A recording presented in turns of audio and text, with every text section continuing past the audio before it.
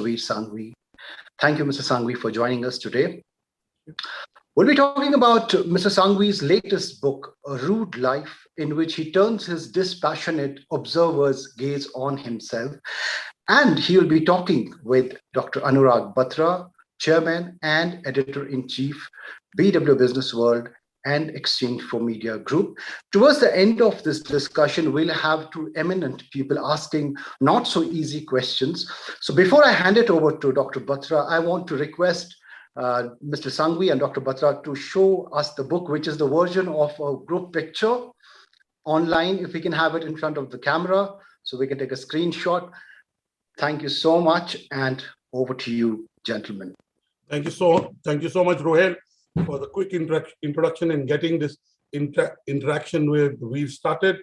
We've doesn't really need an introduction, but a lot of people have over the last 3.5 decades look forward to his writing, look forward to his critiques, look forward to his shows, and look forward to his sharp point of view on many issues, starting from politics to food.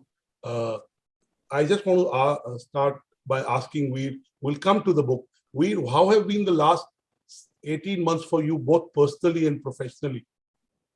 Hi, Anurag. Thank you for inviting me. Delighted to do this.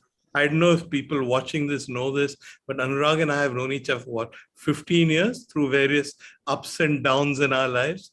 And I think for most of us, the last year or so would count as a down. Apart from the frustration of being locked up at home, not being able to go out, not being able to do other things, there was also, at least in our case, I'm sure in everybody's case, an element of tragedy. All of us lost friends, we lost relatives, we knew people who were hit by COVID. So it's been in many ways a really, really traumatic time for us.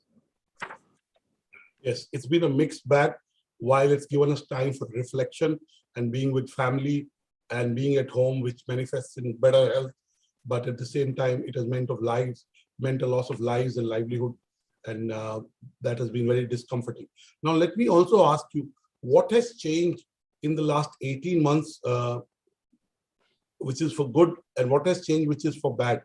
Of course, we work from home, we travel less, we eat more home food, which is not good for restaurant, though people are ordering at home, and that experience is being created at home, but it's not the same. But what are the things that have changed permanently in the last 18 months and are likely to become a part of how we organize ourselves, how we work, and what are the things that have changed temporarily that when we have a choice, will come back to the pre-COVID normal? Well, what you and I are doing is possibly the biggest change during the last 18 months, and one that will probably last in some form or the other for the rest of our lives. You and I have done events for Exchange for Media before. I have hosted conversations for Exchange for Media in front of live audiences, and presumably if things had been better, we'd have done this face-to-face in front of a live audience. But the fact that we can do this now, you're sitting at home, I'm sitting at home, the other people who are joining us are not even in the same city. What COVID has done is not just taught us to work from home, but taught us to work in a way that makes geography almost irrelevant. I've done Zooms, I've done conversations with people where one person's in New York, one person's in Singapore, one person is next door to me in Defense Colony. And somehow when you see them on a screen, it doesn't seem to make a difference. So the good side of COVID is that we've had all kinds of geographical boundaries in our minds, and those boundaries have now disappeared. We've learned how to communicate with people across geographies. We've taught ourselves how to work with people, how to negotiate, how to do things over a Zoom or something like that. I mean, that's the good side. The bad side is that all of this contact is essentially bogus. No, it's essentially phony. It's caught in a sort of bubble. For instance, if you and I were doing this as a live session, I would have arrived at the hotel where we were doing this 15, 20 minutes before. We'd have gossiped, we'd have gone to count in a corner, we'd have chatted, we'd have had the energy of the live audience. It would have finished, then we'd have considered going for dinner. Now, none of that is going to happen now. We're going to do the best conversation we can, but it's going to be just the conversation, just the meat with no fat. And I kind of miss the fact, I kind of miss the warmth of human contact. And if you work in an office and you work with a team of people, there is, according to me at least, no substitute for working together, not just from the point of view of getting things done. Maybe you can get them done over the internet, but in terms of motivating people, understanding them, understanding their problems, understanding what's lacking. The people I work with, I see them on Zoom all the time. But if I was to see them in real life, I would know this guy is not telling me this. He's upset about this. He's worried about this. Maybe I need to push him harder on this. You can't do that. So Zoom is probably a good medium for meetings and stuff like that, but it's not a good medium for managing. And I think in terms of work, that is our greatest loss. Thank you so much. The loss of human touch, the experience of having a face-to-face conversation. Now, today we met because you've written a new book. It is a memoir. It's called The Rude Life. Now, first of all, why a book now? Why this book and why this title? I hope you're not retiring, Veer. People write honest books when we're retiring. So give us a sense of unlike the what's happening. coronavirus, you're never quite through or get rid of me. But honestly, why I did this book relates to our last question. I was stuck at home. I was incredibly frustrated because, yeah, as I said, we could do these Zooms. And at the beginning of the first lockdown, Zoom wasn't such a big deal anyway. So none of us was doing that many Zooms. And I felt that I should use this time. I shouldn't waste it. I should do something. So writing was like the obvious thing to do. But what do you write about when you're stuck at home? You can't go out, meet people, you can't do stories. So the subject suggested itself, which was, why don't I write about myself? Because it's easy enough to do. Now, I've always said I won't write a memoir because I am not, as a person, you know this because you know me for a long time, the kind of person who looks back, who dwells on the past, etc. So I wondered how it would go. So I sat down, and it's written chronologically, and I wrote the first chapter based on what my mother had told me about how she met my father and on my early life. And I was very surprised that I'd put myself into a zone where it all sort of came flooding back. And then I said, look, maybe this will work, so I will write it. And I sort of set myself a couple of rules. Rule number one was make the chapters short, make the sentences short, make the paragraphs short. Don't make it a long and ponderous book. You may have to do more chapters than you would have thought. For instance, I thought it would be about 40 chapters. It ended up being 60. But they're like 2,000-word chapters. They're short, snappy chapters. That was rule number one. Rule number two was, remember, writing a memoir ultimately is an act of extreme arrogance and vanity. You imagine that your life is so interesting that people want to read about you. And my life is not interesting. Nobody really wants to read about me. So remember that what makes you interesting, to the limited extent that you can write a memoir, is the people you've met, the experiences you've had. So much of this book is about what I have seen rather than about me. I mean, there's been a criticism about this, the fact that there's not enough personal stuff. But I was very clear that it was going to be a book about my career and what I had seen in the world. Does it end when there's still things to happen? I should hope so. I hope this is not the end. I hope I'm not really retiring. But it happened because of the lockdown. If there had been no lockdown, there would have been no book. Why is it called A Rude Life? I think Penguin came up with the title. There's that connection with rude travel, rude food.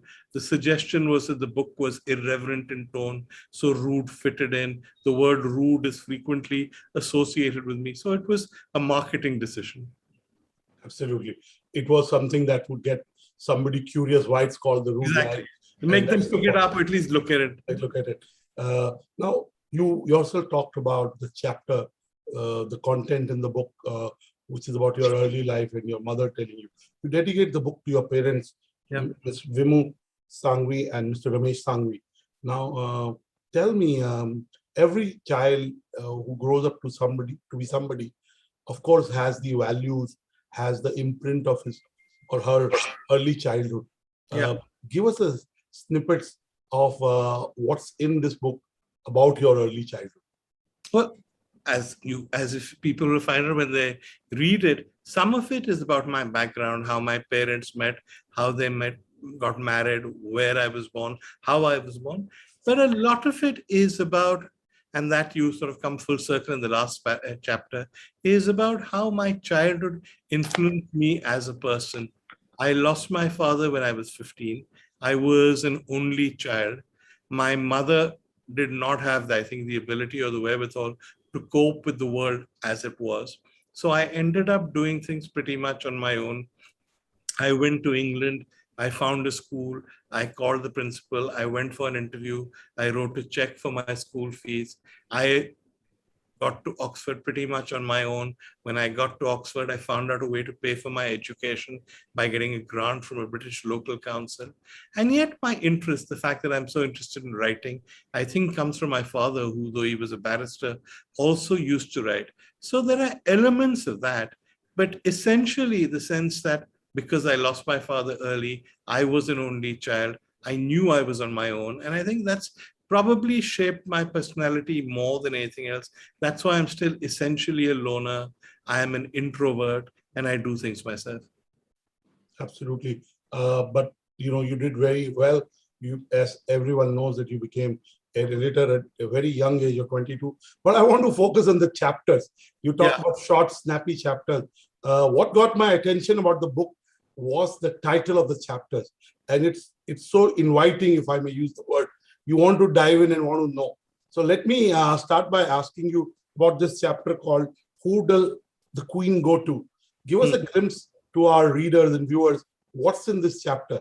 Because the beauty about these titles is, unlike most other books, the titles are very plain, they're very boring, and they're very, very obvious. In your case, the title doesn't give away things, and you want to kind of get into the. In fact, when I was reading the book, I was going from one chapter to another chapter without following the sequence, because whatever got my attention first, that's the chapter I wanted to read. So give us a sense of how did you come up with these names, and then we'll talk about who does the Queen go to. Okay, the chapter names I can take no credit for.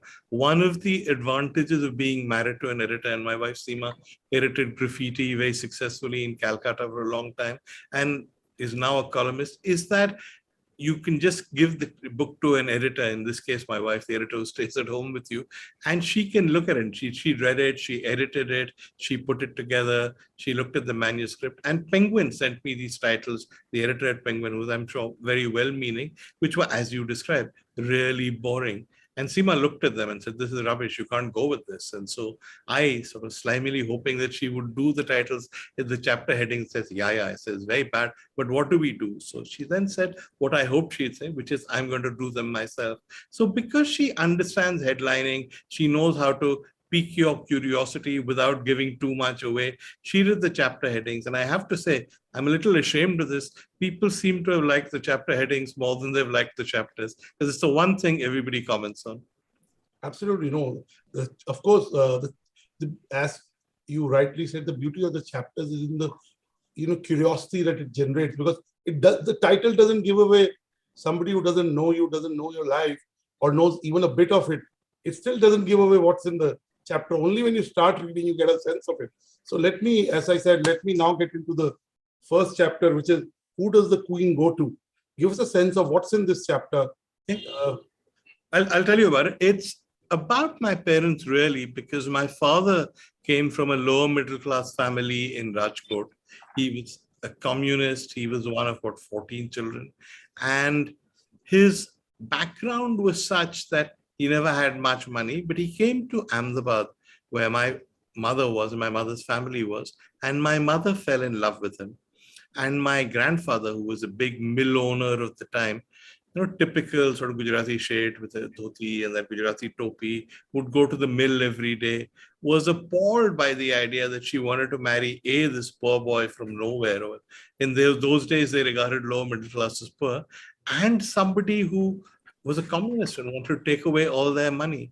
So they eloped, they got married, and then finally the old boy, faced with this fait accompli, decided that he would accept the marriage, but said, give me a grandson. So my mother had 2 miscarriages, and she was by this stage getting on. In those days, you expected women to have their children by the time they were 22 or 23. And my grandfather got increasingly desperate. And he said, I have all this money. Why can't I get you a good doctor? So my mother said, look, we're going to the best doctors in India. I can't do much more. So he said, why India? why not abroad? And I think Prince Charles had just been born at that stage. He said, who does the Queen go to? My parents said, we haven't a clue. I mean, who knows who the Queen goes to? And he said, no, find out. So they looked through clippings and they found out there was a guy. And he said, go to him, and gave them money.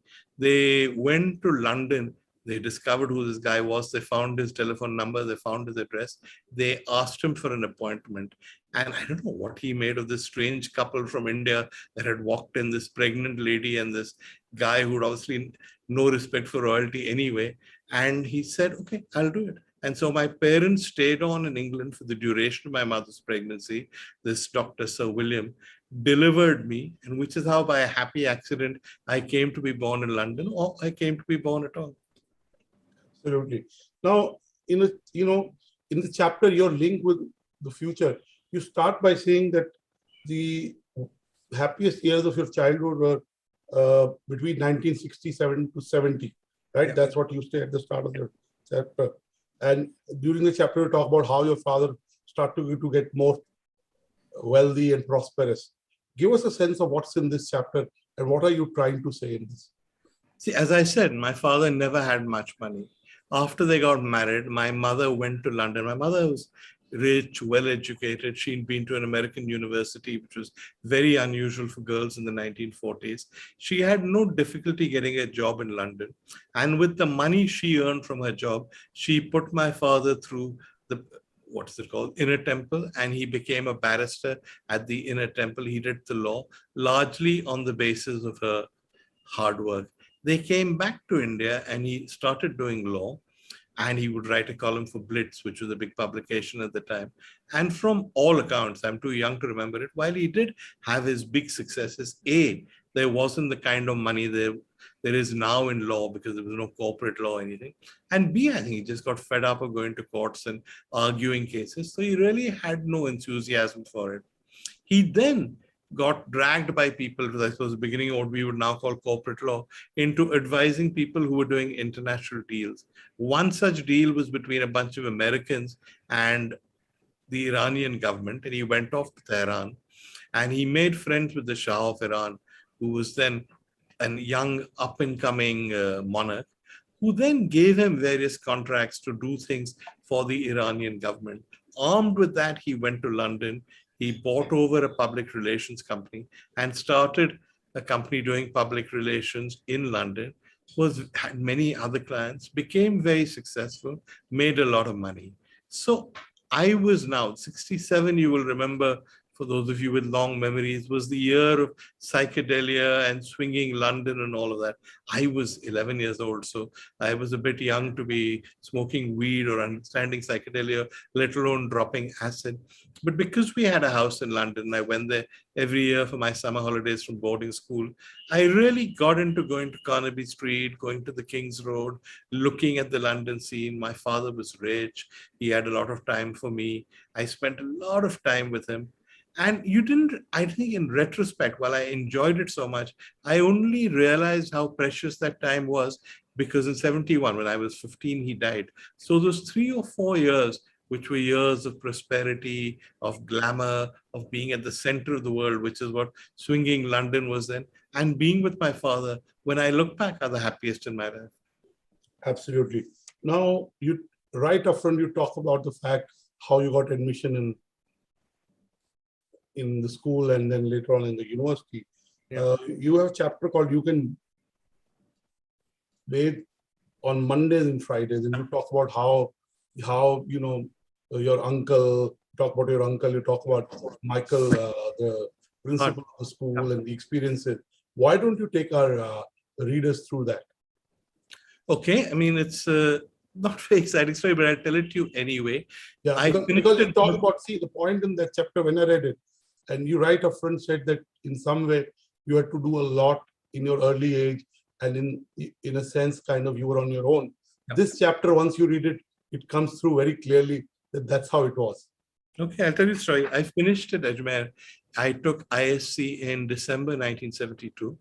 And in those days, you then went directly to college after ISC. So most of my friends, all of my friends went to college in India. But in England, you couldn't go to college. You had to do 2 more years of something called A-levels at school. I hadn't realized this. When I worked out I had to do this, I went to school. I went to England. I stayed with some relatives who had no more clue than I did. And I tried to find a school for myself. I found something called the Public Schools Handbook. I chose a couple of schools. Many of the better ones said, look, you're calling us in May, June. The term begins in September. People register for these schools years and years in advance. There is no way we can accommodate you. And there was a school I was quite keen on called Mill Hill. And the school was in London. And I liked it because it was on the tube 20 minutes from the center of London. So I'd had enough of being in school and boarding school in India. And I thought this would be a nice mix between London and boarding school. So when they said, no, there's no way you can get in because you haven't been registered long enough. I said, what do I have to lose? So I asked the switchboard, I said, will you put me through to the headmaster? And they did. And a very nice man called Michael Hart, I think was intrigued that a boy wanted to speak to him himself. And he said, all right, come and see me. So I went and saw him and I said, I want a place. And he said, well, why are you doing this? Why hasn't anybody else registered you? So I explained my circumstances. And I said, there really is nobody else, it's me. But I think I have enough money to pay your fees. So he had me interviewed by two heads of department who presumably thought I was okay. But I came back in and he said, I can find one room in a house called Schoolhouse and I can accommodate you. Will you take it? So I said, yeah. He said, who will pay your fees? So I said, I will. So I pulled out a checkbook and I wrote him a check for the first term's fees. I was 16 at the time. And in those days, people thought of 16-year-olds as being children. And he was incredibly impressed. And he said, please join. And I often think back that only in England was I lucky to find a man who would do this for me. In India, say I'd gone to Mayo or I'd gone to Doon, I would never have got to meet the headmaster, let alone talk my way into school. So in a way, there's a lot for us to learn from the West. And I was very, very fortunate to meet a man who helped me. He had nothing to gain himself. He was just a decent person. Yeah, and when I was reading, at the end of that chapter, you talk about that you learned a very important lesson in life, which was to help other people, knowing well that they may not be able to help you in the future. And you talk about that because of these kind of people, you are where you are. And in my 17 and a half years of interaction with you, I've called you in the early days of Exchange for Media for help, for your presence at events, or seeking your view. And you've always been kind enough and give me. And in those years, Exchange for Media was just a young startup, 17, 18 years back. So when I read this chapter, I said, what Veer is saying at the end of the chapter, he pretty much, lives by it. So, that's what comes across. And you said at the end that this kindness from people you didn't even know really helped you sail through that difficult period of your life, in the sense that your father had gone away. Now, in the chapter 5, which is called, Isn't There Anything British About You? It's by the way, I enjoyed this chapter a lot. And give us a sense of what's in this chapter. Well, look, as I explained, because of my grandfather's wealth, I was fortunate enough to be born in London. My parents came back. I was entitled to a British passport, and I consistently refused to take it. I still have right of residence in the UK, but I'm very clear about where I want to live and what my nationality is. So there was no question of taking a British passport. I always thought of myself as being Indian. When I went to Oxford, I was reconciled to paying what was then called the overseas fee, which was a lot more than the fee paid by British students. And again, this business about kindness of strangers, a tutor at my college said to me, no, we don't want you to pay the overseas fee. So I said, look, I'm an Indian, I have to pay the overseas fee. And he said, isn't there anything British about you? So I said, well, I was born in London. So he said, okay, that's enough for me. And he had put me down as British fee. And then he said, why don't you get a grant? Now, in those days, this sounds incredible in retrospect, the British government would make university completely free for everybody. You didn't have to pay any fees at all. The argument was that this created a truly competitive society. If you went, say, to Harvard, you'd have to take a loan. Maybe it helped if your parents were rich to pay those very high fees. In England, it didn't matter. So the admission into Oxford was not determined by how much money you had. Everybody could get in. So this guy said to me, he said, there must be a local council that you can apply to and ask them to pay your fees. And I said, not really. I live in Bombay. And he said, no, don't you have any relatives? So I said, well, I have an aunt in the UK. He said, how long has she been here? So about 2 decades. He said, has she taken grants for her children? So I said, no, she doesn't have any children. So he said, okay, she's paid enough tax, time for her to get something back. So call her local council. So I called her local council and I said, this is my situation. I'm here. My aunt is looking after me. I said, hamming it up slightly. And they said, no problem at all. They agreed immediately to pay my fees. And not only would they pay my fees, they gave me a maintenance grant, which was money to actually live and pay for my hostel and pay for my meals. It was really long live the welfare state. But it happened purely because this tutor said to me, do this, do that, and push me. He had nothing to gain. It was the kindness of strangers. Absolutely. And you talk about your friendship. You talk about how India Today was started in those, India Today was started in 1975. You also talk about your friend, Mr. Buller, Niku Buller, Chandar Uday Singh. And you talk about the fact that everyone in those times wanted to write and live like Khushwant Singh. Yeah. You talk about the fact that,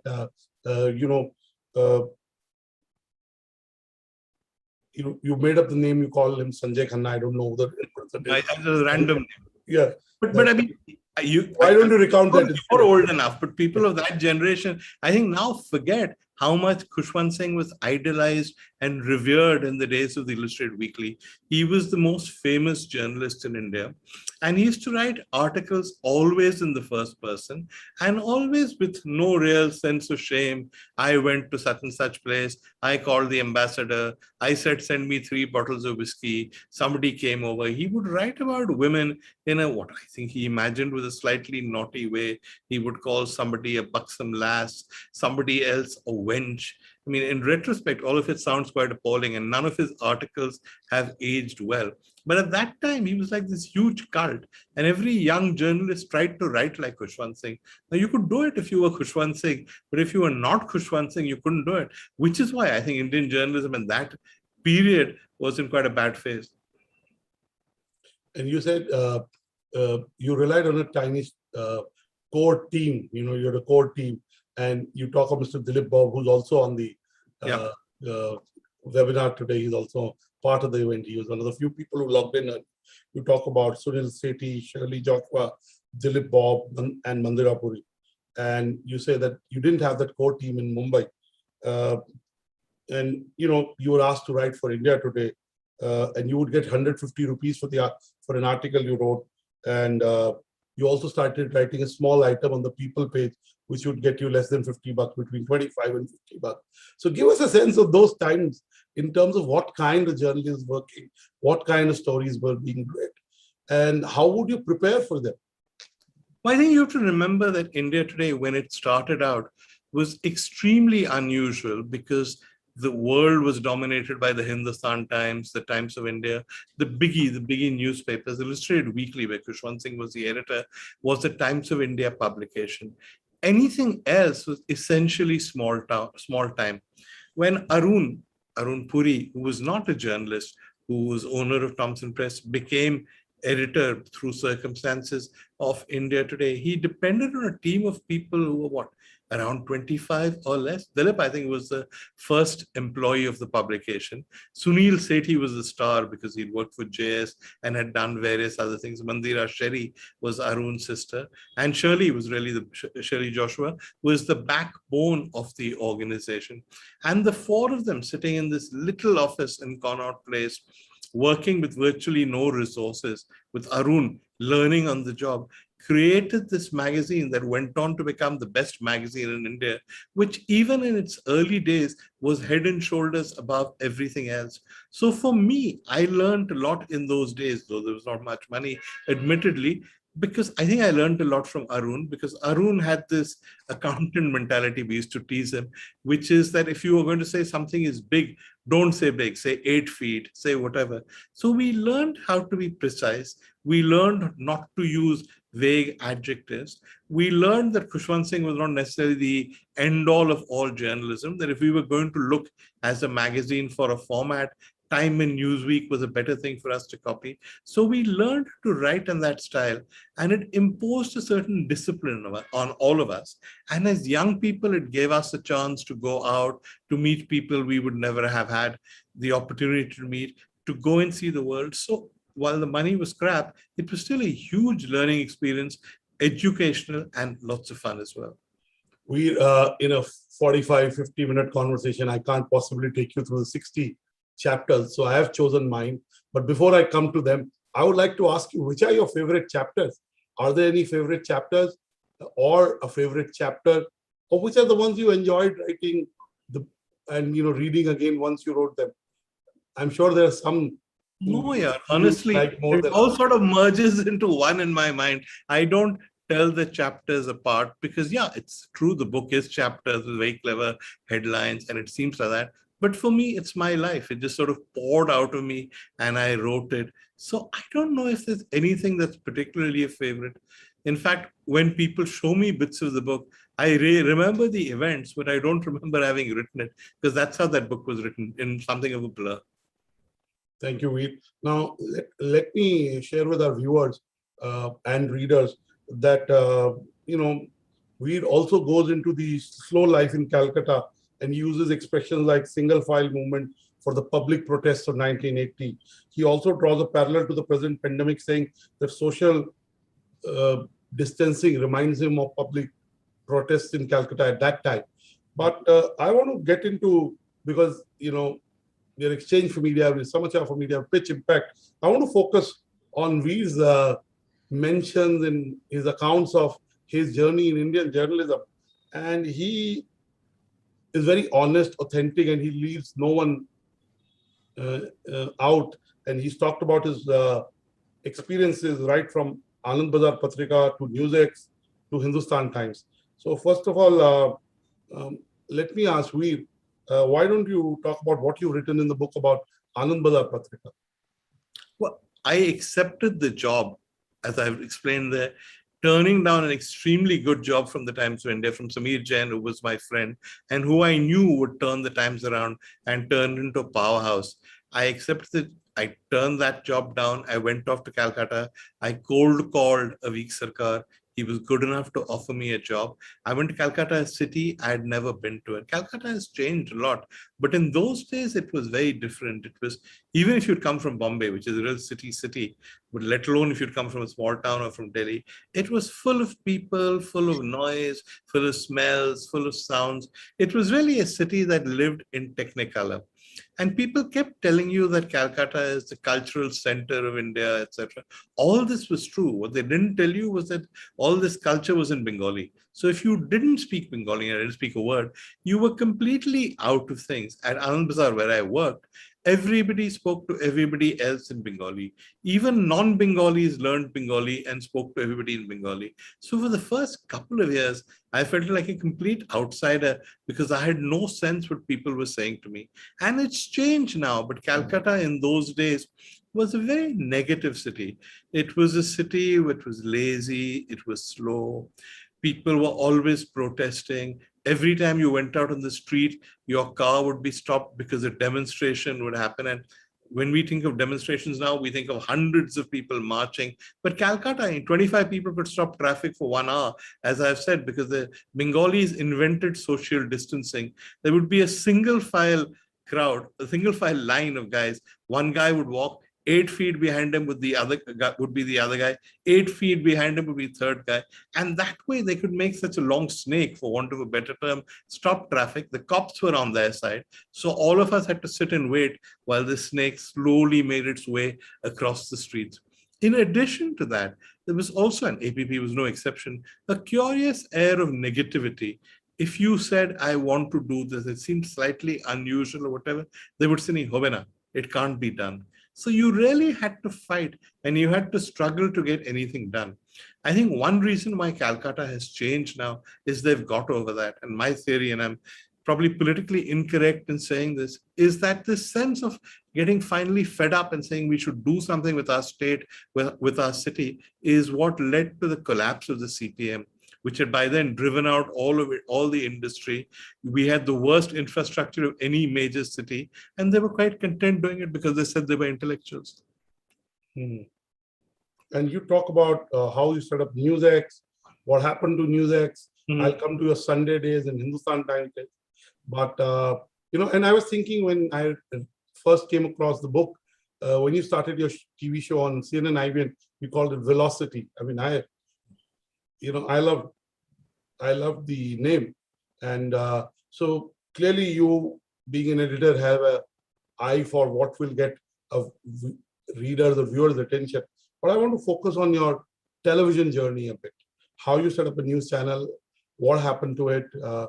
Give us a sense to our viewers what they're likely to do. NewsX story, it's in the book. And actually, that's when we first met. I'm trying to think when it was NewsX. I used to do a show for Star TV. I did many shows for Star TV. Star TV was headed originally by a man called Ratikant Basu, who set it up. Ratikant Basu was then overthrown after a coup, and Peter Mukherjee was installed as the boss. Peter Mukherjee then ran Star TV, ran it successfully because it had many, many successful shows. Peter Mukherjee was then overthrown by a man called Sameer Nair, who became the new boss. And Peter hung around with no real responsibility, it being made clear to everybody that he was yesterday's man. And during this time, he approached me and he said he'd spoken to Uday Kotak and various people in the investment community, and they wanted to finance a new network and wanted him to head it. And he thought there was room for more general entertainment channels. He was not alone in this, because this is a period during which Raghav Bell started Colors, NDTV started Imagine. So there was this whole rush to start new Star Plus type channels. But Peter was slightly different from the others in that he wanted on the side to start a news channel, which would be not a profit sector or anything, but it would be the calling card for the channel. And it would be upmarket. We weren't going to be interested in TRPs. We were going to spend money on it. It was going to look great. So he then offered me more money than I had ever been offered before or since then as salary and bonus. So I'd already been editor of the HT. I was now editorial director, and there was not that much more for me to do in print. So I said, this is the one thing I haven't done, right? Run a channel. So let's try it. So I did it. And we hired very, very good people. We hired, among other people, Nick Pollard, who had just left Sky News in the UK. And Nick, who understood the mechanics of television, was setting up the channel for us. When disaster struck, Peter had started this so-called Star Plus type channel called 9X, which, as you will remember, was a disaster. It never got the ratings it was supposed to. It was doing worse and worse. And as the tension over the failure of 9X grew, he was more and more impatient with NewsX. Finally, I think at the last stage, he said, if it's going to be an upmarket channel, why do you need any cable distribution? Just put it on Tata Sky, which wasn't what the original deal was. Relations between us, I think, got very bad. And eventually, Peter and his wife Indrani leaked to various trade publications that I had been sacked, which was news to me because I was still sitting in the office, news to the team, and news, I think, to the investors who put all this money into the channel. But it was clear we couldn't work together. So I spoke to Peter, and they gave me a very, very generous package, and I left. But I say in the book that I often think that it may never have worked, because my vision of that channel was something that was like 70 mm, that had the best reporting. The studios were large. It looked wonderful.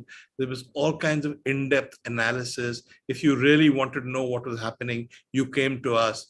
But I mean, is that what television developed into television now? Does anybody even know what a studio looks like? It's like 4, 5, 6, 12 postage stamp type things, people shouting things at each other.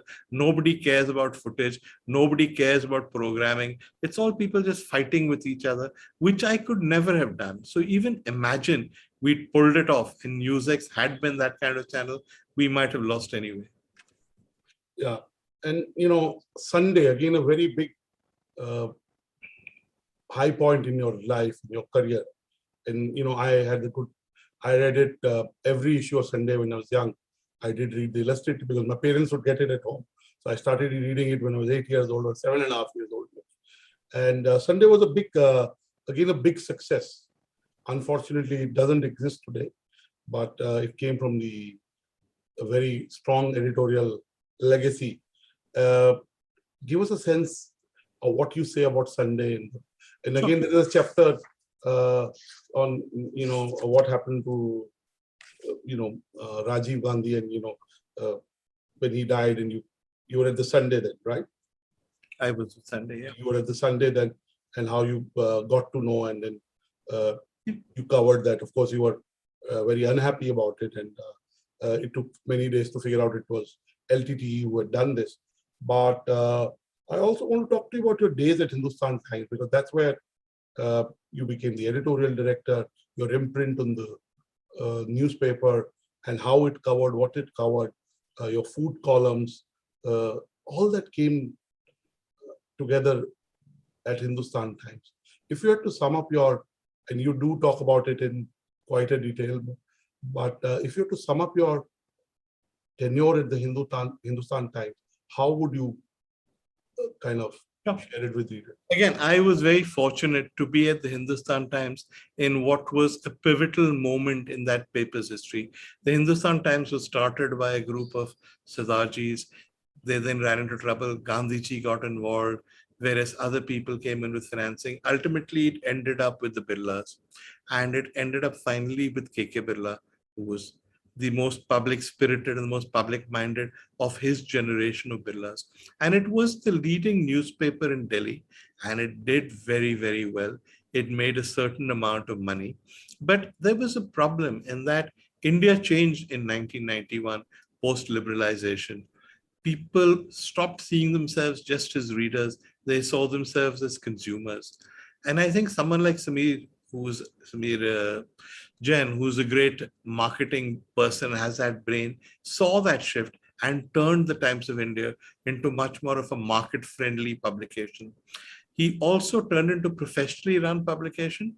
The Hindustan Times remained a bureaucracy, not a bureaucracy of the Punjab government as much of the Pepsu government, even before that. And the whole focus continued in this bureaucratic focus on doing things the old way. There was another change. People said, always somewhat unkindly, that the Hindustan Times was the only English language newspaper in the whole world to be written entirely in Punjabi. And certainly it was written very, very badly. Nobody cared about the quality of the writing. But Delhi was changing. That Punjabi middle class, which had always subscribed to the Hindustan Times, was either dying out, and their children were not wanting to read the Hindustan Times. They were much happier with the Times of India, or new people were coming in who were not Punjabis from that same kind of background, who were much more cosmopolitan. So the HT kept losing ground to the Times, which of course did all kinds of reduction in prices and interesting marketing schemes, which left the HT's then management, which was completely bureaucratic, confounded and at a loss at what to do. So K.K. Birla said to me, because he was now worried that it was going to be overtaken by the Times of India, would I like to tell him what was wrong with it? So I did. And but then, again, a stroke of luck, the editor of the Hindustan Times plagiarized an article from the London Sunday Times and used it as his column. He was found out. Of course, he had to go. And there was a gap. There was a vacancy at the top. I knew KK and I knew Shobna Bhartia, his daughter, who'd been trying very hard to persuade him to change the management, to change the style of the paper. And I spoke to them. They were very kind. They said they would make me editor. And so Shobna and I looked at the paper and we decided we had to reorient it completely. It had to be smart. It had to appeal to the kind of person who read the Times of India. It had to be written in better English. It had to expand its coverage from just the old bureaucratic government kind of stuff that it did earlier. And because I had the full backing of the Birlas, KK Babu and Shobna Bharti, who was as keen as I was, and who had finally been given a free hand to install her own management team, I was at a pivotal moment of the Hindustan Times history there as editor. And we were able, I mean, thank God, to turn it around. We'd been written off, the HT had been written off. It was supposed to be like a telegraph statesman situation in Calcutta, where it was only a matter of time before the HT fell by the wayside and the Times of India ran everything. but we managed to turn the paper around. And now, when you tell people that the HT was regarded as this down market West Delhi Punjabi paper and the Times was regarded as the upmarket South Delhi paper, it doesn't make any sense. You may like the HT, you may like the Times, but the papers are on par. And I think we achieved that during my tenure. Thank you, Veer. My last question before I bring in some questions from the audience. I can go on. As I said, 60 chapters cannot be covered in less than 3-4 hours.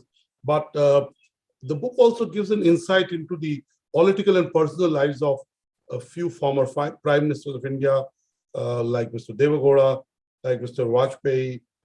It also talks about the awkwardness of few prime ministers like Mr. P.V. Narasimha Rao, the grace of I.K. Gujral. It also talks about their unconventional methods. But one of the chapters that got my attention was your interactions with Atal Bihari Vajpayee, right?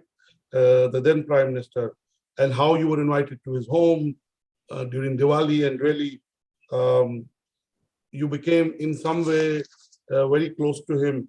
And, you also clarified many myths and doubts about the then Prime Minister, Mr. Vajpayee's public persona. And you talk about the fact that Mr. Vajpayee, beyond a point, was a family man. Yeah. Right. So give us a sense of some of the tidbits about the prime ministers that you talk about, so that let's talk about Mr. Vajpayee, since you started on that one. Well, I didn't know Mr. Vajpayee initially. I was a friend of his foster daughter and her husband and their daughter. So I was a friend of the families. I was invited for Diwali as a friend of the family, not as a journalist or somebody. But if you hang around somebody's house long enough and you're reasonably well known as a journalist and the head of the household is a politician, you're bound to get to know each other and to talk politics. And Mr. Vajpayee was aware that I was not by nature a BJP sympathizer. And he would joke about it, and he would say things like "Aapki Sonia ji," etc. So he was always making fun of me for being what he called a Congress supporter and not a BJP sympathizer. But here's the thing: in those days, it didn't matter. He never held it against me.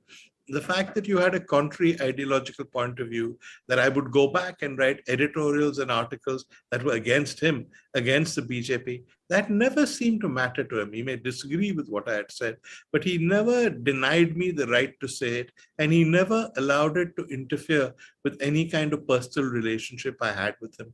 I always regard that as one of his most remarkable qualities, because it's very rare, particularly today when everything is so polarized, to find politicians who respect you for what you believe in and give you the right to say what you want to.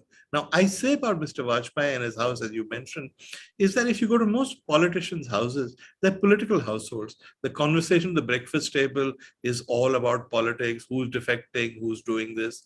There are always hangers-on, secretaries, favor seekers outside. There's no sense in which it's a normal household. The Vajpayee household is very unusual in that number 3 Racecourse Road where they lived. Number 7 was the office. At number 3, there were no hangers-on. There was no politics discussed. They were like any other family. All of them loved and respected Mr. Vajpayee, but he was like any elderly person. If on the dining table he wanted to eat an extra kachori, they would take the plate away and not let him take it. They treated him with affection and with respect, but not with the kind of exaggerated deference we now see to political leaders. And he was happy about it. He would come back in the evenings, he would change into a lungi, he would sit in his favorite chair. They would give him a cup of soup. He would sit and eat it. He used to dote on Niharika, his foster granddaughter, and she would run in, dance around, kiss him on the head, run out. And to him, I think that mattered much more. He got more joy out of those interactions than he ever did from the glory. That's very, very unusual for a prime minister. Thank you, Veer. And that's why I recommend this book. I want to ask my last question before I bring in Rohel to take over again, and I bring in 2 special guests. One, my friend Sudhir Mishra, who bought the book and is gifting 10-20 copies to various people, who's written a review on his own. And he really enjoyed reading the book and introduced me to the book. He's the one who introduced me to the book. So I'll bring him in. I'll also bring my senior editorial colleague, Ms. Nazia Rahman Alvi, who is the editor of exchangeformedia.com.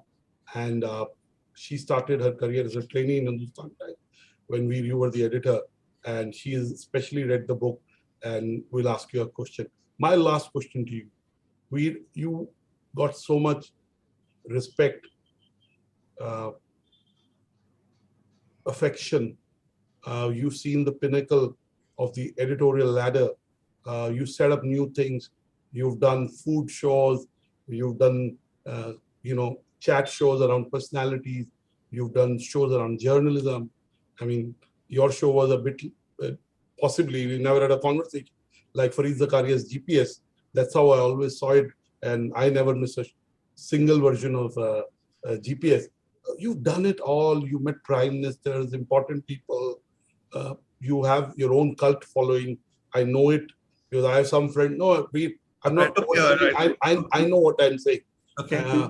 And is there a bucket list that Veer has now that still needs to be kind of fulfilled? What for Veer now? I know you continue to write. You have a point of view, but what are your plans over the next 3-5 years? I don't have a grand plan, Rag. I never have, as the book indicates. Things have always happened to me. I'm really involved in the project just now. It's called Culinary Culture. It's an attempt to give some shape to the culinary scene in India, to give awards to chefs, to some Michelin guide style rating of Indian restaurants that's reliable and not advertising dependent. I want to bring the best chefs to India to come and cook for us. I want to take Indian chefs abroad and give them a chance to be shown up for the geniuses they really are. As you can imagine, it's all been put a bit back by the pandemic and the lockdown. Hopefully that will end and that will continue. I do want to do it because I believe that Indian food has never really got the respect it deserves, that we are still people who want to go and eat Punjabi Chinese rather than appreciate the genius of Indian cuisine and the chefs who make it. So that is one project that occupies a lot of my attention and a lot of my time. It's pretty much a full-time thing for me. As for the rest, no, yeah, I don't have any kind of bucket list. Something will come along, I'll do something. I'm a little bored of television at the moment, which I think if you're watching news channels, you will know that it's getting more and more difficult to have a sensible conversation on television. So unless I could do my own thing on television, unaffected by what the rest of the channel is doing and unaffected by government interference, I don't really see any point doing it. So something will turn up. I'm 65. I hope I have at least 10 more years to go. Let's see. All the best, Veer. And I remember our conversation 11 years back. You took me to the Italian at the Imperial. We met. That's right. We sat up. You told me about Dutch asparagus. You know how the Dutch asparagus is in that season the best asparagus. So I learned something new. At this point, I want to bring in Mr. Sudhir Mishra, who's a leading environmental activist. He runs a large law firm, does a lot of work in media, healthcare, technology, and has read your book, has written a review of the book, has gifted your book. And as I said, there are a lot of people who follow you. He's definitely somebody I know who does. So Sudhir, you and Veer, you may want to ask your question. Can I just say something first, Sudhir? Thank you so much for the review. A lot of people, a lot of them professional journalists, people who know the background, have done reviews of the book, but none has been, I think, as perceptive and as thoughtful as yours. So thank you so much. It's a big compliment because I'm coming from a place called Sivan. I have a very rural background, and I have been reading Sunday because my father insisted when I was in my class 8th and 9th. And much of my impression about food is because of you. And all my family knows that I'm reading something new on a Sunday and I'm trying to implement it. But more than that, it was a very honest book, and I have been giving it to many people who are your admirers. And thanks to Mithilesh, we have many signed copy to give it to people who really understand what you stand for. One question which I have, because my family is vegetarian and I'm essentially a non-vegetarian, and I keep on reading any new thing, whether you talk about prawn toast or tray or anything, and I try to impress upon others that what I have learned very recently. There is a talk that you have fewer columns on veg food or veg restaurants and their reviews. So are you thinking to do some justice to the veg food? Yeah, I have this problem at home that my wife was a vegetarian till she was 25. And then she met me and then I corrupted her and now she eats everything. But I think she's basically a vegetarian at heart. So most of the time at home, we're vegetarian. My favorite kind of food is street food and chaat, which is vegetarian. And yes, I think there is a danger that we focus too much on non-vegetarian food. So, like many other people in the world, I'm focusing not just on vegetarian, but on vegan options. My friend Daniel Home, who's a well-known chef in America, had a 3 Michelin star restaurant. He's turned it totally vegan. He's given up on meat. So there is that tendency around the world, and it would be foolish for me to ignore it. So expect more vegetarian columns in the future. Wonderful. That's wonderful.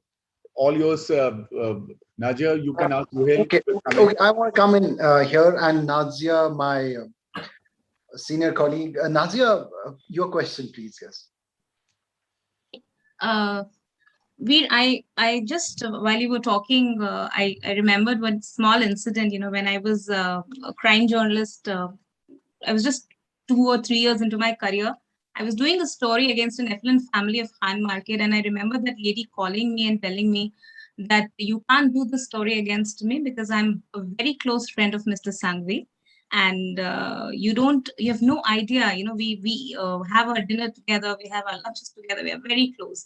So I did not know what to reply. I told her, if you're that close, you should talk to him. You should not talk to me. So 10 minutes later, you called me and you told me that next time somebody calls you like that, just tell them that only person who can stop a story is Mr. KK Birla because he owns the company. And Veer, just like me, is an employee there.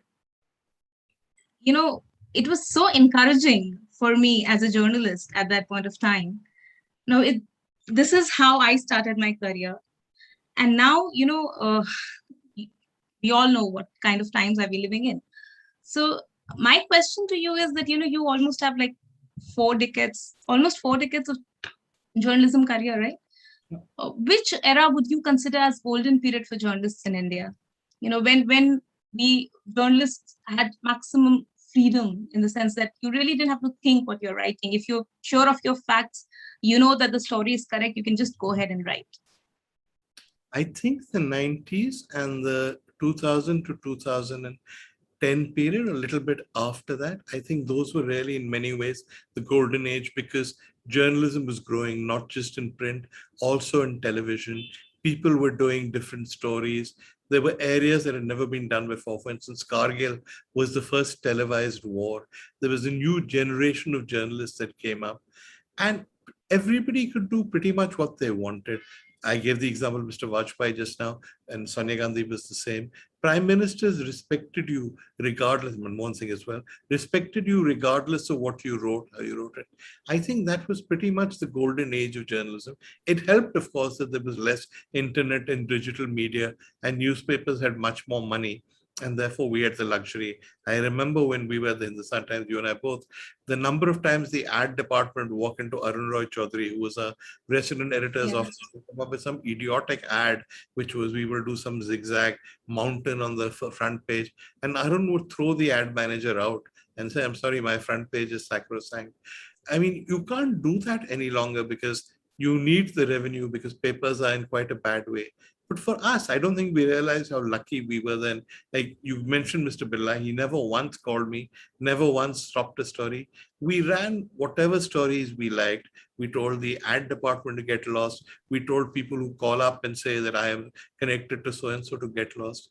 Those days, unfortunately, are gone forever. That lady next day called me and apologized. Oh, really? That's good. And we carried the story. I'm glad, and the story was carried.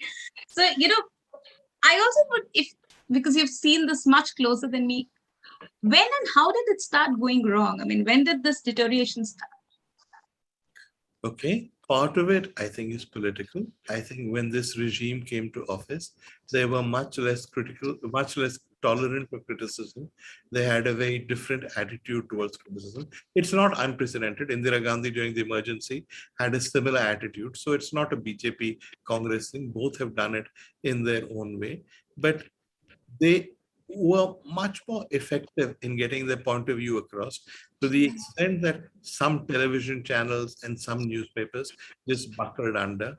Many individual journalists decided that there was no point fighting an unstoppable force and went over to the other side and ceased to be journalists and became cheerleaders for the regime.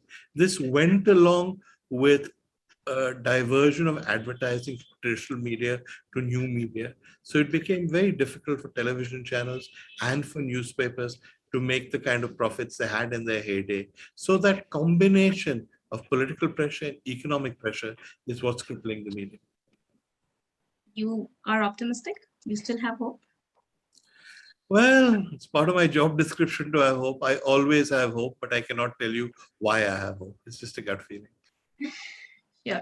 If I can just, because I'm reading your book, Yeah. so this is, I will not quote the people, but when I was in Hindustan Times at the age of 21, 22, just as a reporter, and we learned that you were an editor at 20, 22 or 23. So I learned it from the book, that how you became the editor. But then the popular thing was that your father opened you a publication because you came from a very affluent family. From beyond the grave. No. Yeah, your father. So everyone would say, oh, his father had opened him a paper, and that is how he became the editor. No such luck. So you should have written this book much before. Well, you can't stop people from imagining things. And thank you so much for this book. And I've not completed it yet. In fact, I was confused. I don't know why I thought the session was next Saturday, and I just ordered it yesterday. And between yesterday and today, I've completed 50% of it. You know, I've completely ignored my children. I've ignored everything. I'm glued to it. Well, thank you, Nazia. Thank you for buying the book. Thank you for reading it.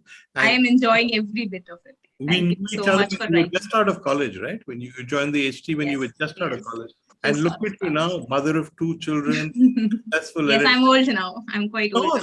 Wonderful to see you doing so well. Thank you so much. In fact, I can never write review of your book because I'll be very biased. I'm a too big a fan. Thank you so much, Nazia.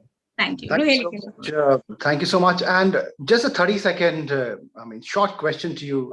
So, lifestyle journalism, has it come of age in India? I mean, now that you look back.